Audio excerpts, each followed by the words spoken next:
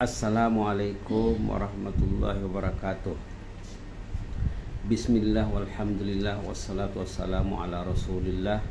Allahumma salli ala Sayyidina Muhammad wa ala ali Sayyidina Muhammad kama sallaita ala Sayyidina Ibrahim wa ala ali Sayyidina Ibrahim fil alamin innaka hamidum majid. Wa sallim tasliman katsiran katsira wa man tabi'ahum bi ihsan ila yaumiddin adada khalqihi ta'ala wa ridha nafsihi wa zinata arsyihi wa midada kalimatihi kama yuhibbu rabbuna wa yarda. Rabbi shrah li sadri wa yassir li amri wahlul 'uqdatam min lisani yafqahu qawli. Subhanaka la ilma lana illa ma 'allamtana innaka antal alimul hakim. Alhamdulillah, kita bersyukur kepada Allah, kita berada dalam bulan Ramadan Mubarak, bahkan 10 terakhir.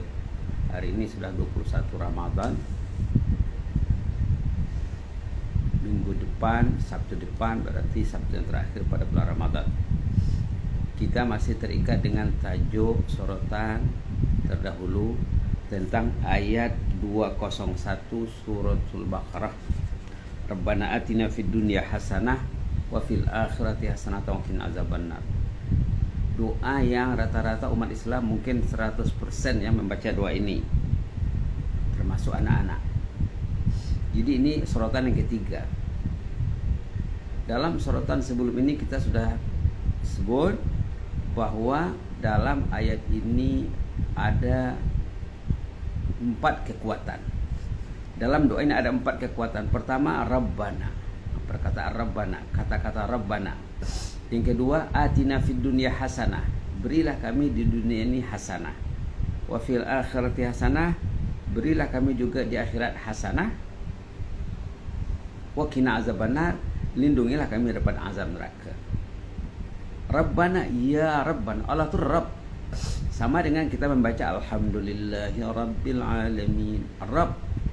Dalam salat, dalam gerakan salat, bacaan salat, kita membaca Rabb. Perkataan Rabb dipakai dalam masa berdiri, dalam masa ruku, subhanallah rabbil azim wa bihamdi. Dalam i'tidal, Rabbana walakal hamd. Dalam sujud, subhana rabbiyal a'la. Duduk antara dua sujud, Rabbighfirli. Begitulah seterusnya.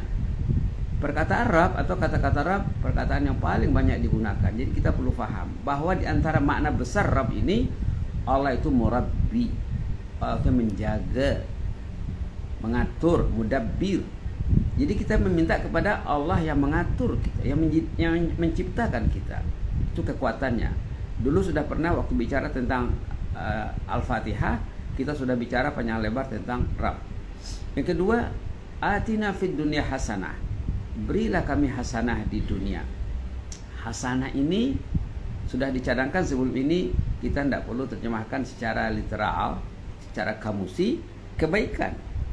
Kita sepatutnya menyerapkan perkataan hasanah ke dalam vocabulary bahasa Nusantara, bahasa Indonesia, Malaysia dan Brunei, bahasa Melayu. Kita gunakan hasanah. Ya Allah, berilah kami hasanah. Jadi kita tidak perlu terjemahkan kebaikan, karena kebaikan dengan hasanah jauh perbedaannya, macam mungkin bumi dengan langit. Karena perkataan Melayu itu dia punya skopnya tidak seluas perkataan Arab ataupun istilah Al-Quran hasanah. Ya Allah, kurniailah kami di dunia hasanah, dan kurniai juga kami nanti hasanah di akhirat. Lindungi kami daripada azab neraka. Jadi 4 ya.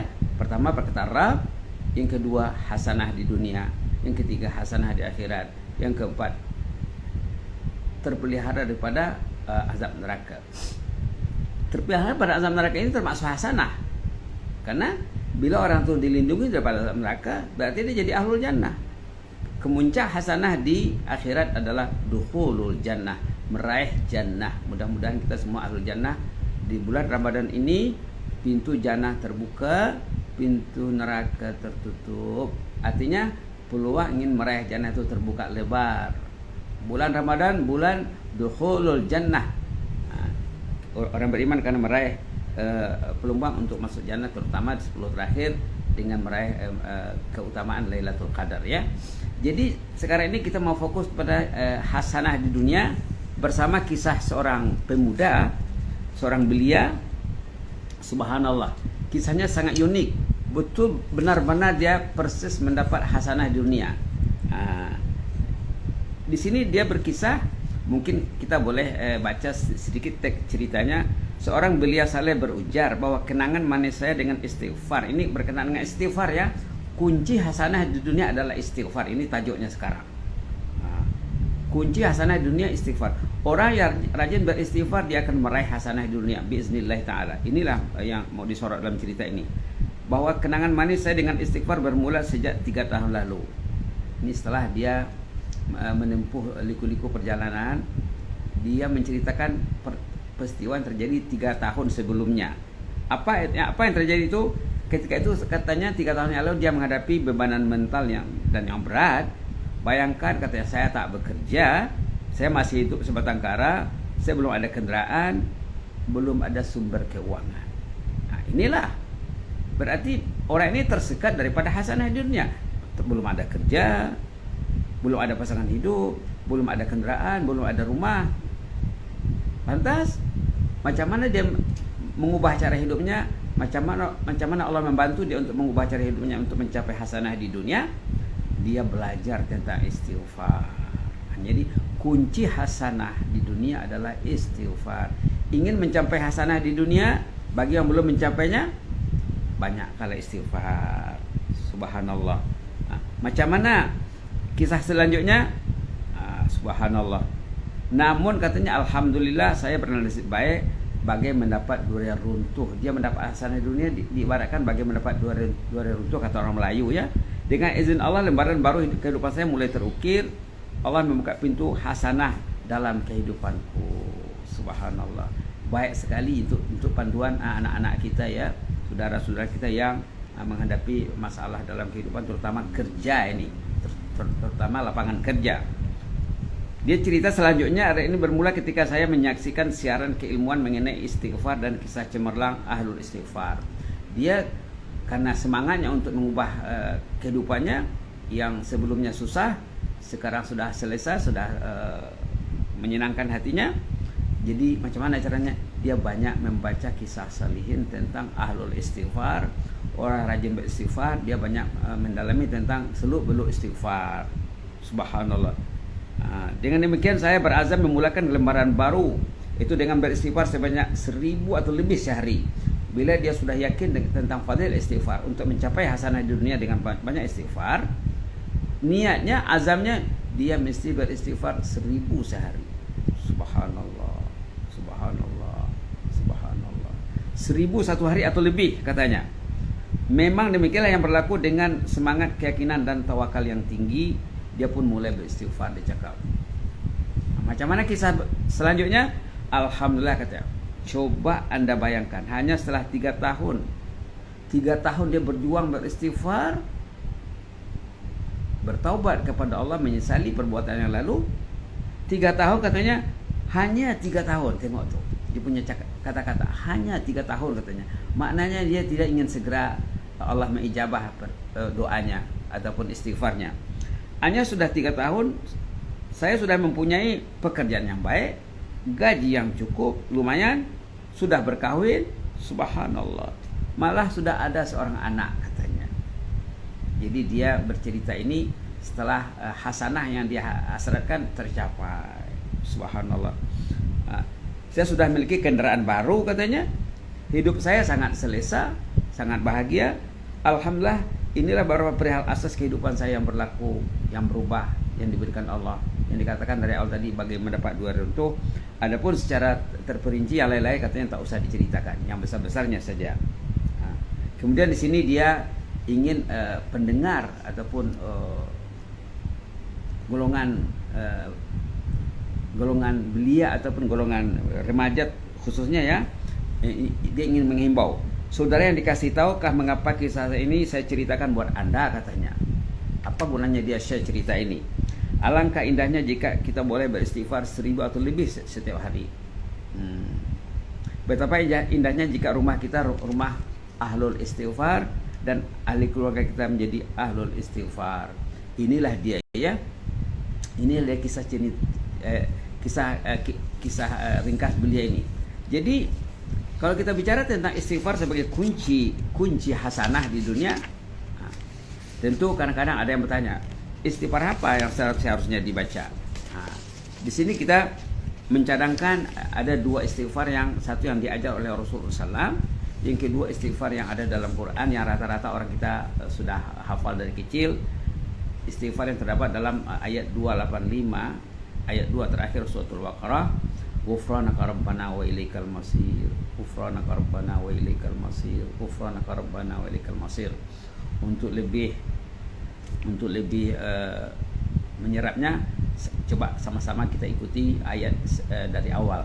A'udzubillahi minasyaitonir rajim. Amanar rasulu bima unzila ilaihi min rabbih wal mu'minuna kullun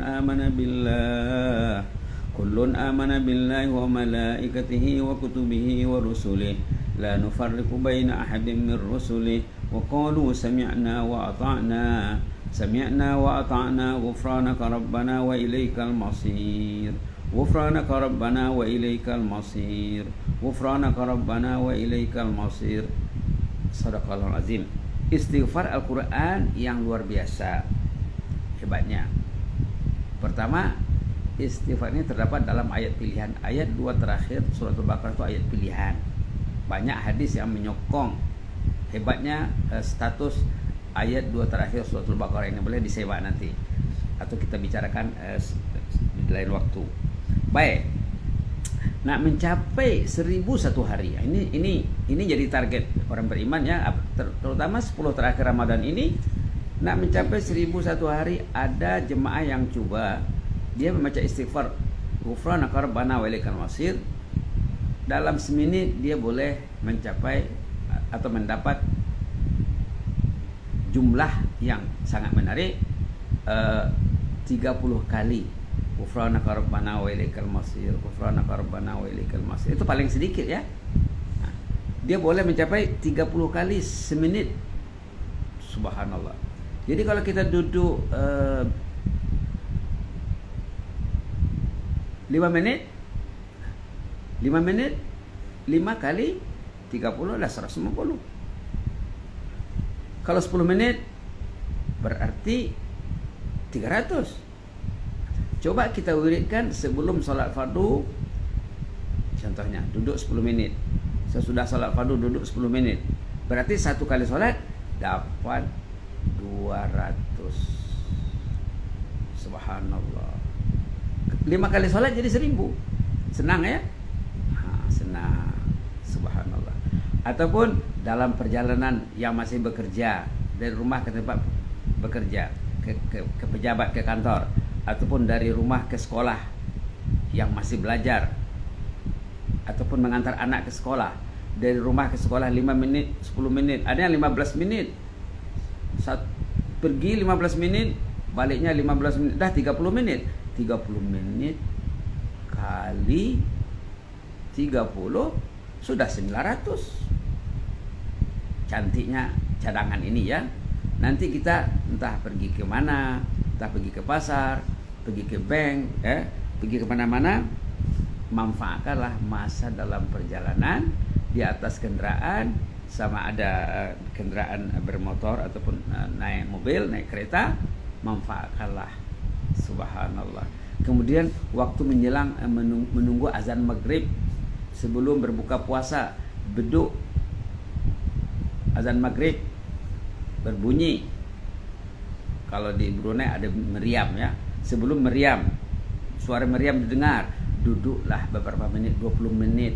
Nah, kalau 20 menit 20 kali 30 dah 600. Nanti sesudah maghrib. Begitulah caranya. Kita beristighfar dengan membaca ghufranaka rabbana wa ilaikal masir, ghufranaka rabbana wa ilaikal masir. Coba terapkan ya, coba uji ya. Jangan pernah buang masa. Insyaallah nanti bila orang banyak beristighfar. Rasulullah memang berjanji dalam hadis, orang yang rajin beristighfar paling kurang dalam hadis itu ada 3 pulangannya. Pertama, urusannya akan dimudahkan Allah. Yang kedua, masalahnya akan diselesaikan. Yang ketiga, akan diberi rezeki dari sumber yang tidak diduga. Itu dalam surah dalam hadis. Kalau dalam Quran, dalam surah Nuh lagi hebat. Dalam surah Nuh Allah berjanji dalam ayat 10, 11 dan 12, boleh disimak yang buka Quran ya, surah Nuh juz 29. Allah di sana memperingatkan dalam kisah Nabi Nuh, katanya faqultu astaghfiru rabbakum innahu kana ghaffara. Di sana ada 4 atau lebih fadilat istighfar. Kalau orang tua rajin istighfar, katanya pertama yursilis sama. Keadaan yang tadinya kemarau, insya Allah hujan akan turun. Kemudian wa yumdidkum bi amwal, pintu rezeki akan terbuka. Berikutnya wabanin, kalau orang yang belum ada jodoh atau sudah ada jodoh tapi belum ada keturunan, insya Allah dia akan diberi kurnia anak pinak ataupun anak keturunan. Kemudian kebun-kebun yang subur dan sungai yang indah terbentang luas. Subhanallah. Begitulah ya, sama-samalah kita mengamalkan zikir, istighfar, ghufranaka rabbana wa ilaikal masir sebagai merealisasikan hasanah dalam doa Rabbana atina fid dunya hasanah, bahwa hasanah di sini merangkumi keadaan yang sehat walafiat, kehidupan yang selesa, ada pekerjaan, ada rumah, ada kendaraan, ada keluarga, semua kemudahan diberi Allah, itulah masuk hasanah. Jadi hasanah ini kita tidak perlu terjemahkan dengan kebaikan seperti yang terdapat dalam terjemahan yang ada dalam masyarakat kita. Ya Allah, kurniailah kami hasanah di dunia, hasanah di akhirat, dan lindungilah kami daripada azab neraka. Penjagaan dari azab neraka itu hasanah yang tertinggi sekali di akhirat. Subhanallah. Mudah-mudahan doa kita didengar Allah ya. Mudah-mudahan nanti kita sambung lagi minggu hadapan. Kalau tidak ada halangan, kita doakan supaya jemaah semua dengan bersemangat membaca doa ini supaya doa kita diijabah. Kalau kita membaca doa tapi kita tidak berinteraksi dengan doa yang kita baca, ataupun kita tidak faham menyeluruh doa yang kita baca, itu barangkali susah untuk diijabah doanya. Di antara syarat doa diijabah orang itu karena memahami apa yang dia minta, Mudah-mudahan doa kita semakin diijabah Allah. Terakhir sekali sama-sama kita baca doa ini.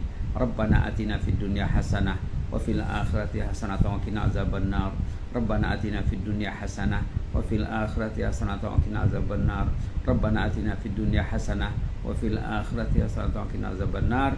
Subhana rabbika rabbil izzati amma yasifun. Wassalamu ala mursalin walhamdulillahi amin. Jazakumullahu khairan wa barakallahu fikum. Inni uhibbukum fillah wa astaudiukumullah. Wassalamualaikum warahmatullahi wabarakatuh. Allahumma ij'alna minas shaimin al-qaimin al-muhtasibin. Allahumma munna alaina bisiyami Ramadan wa biqiyami imana wa ihtisaba. Allahumma munna alaina bisiyami Ramadan wa biqiyami imana wa ihtisaba. Allahumma munna alaina bisiyami Ramadan wa biqiyami imana wa ihtisaba. Wassalamualaikum warahmatullahi wabarakatuh.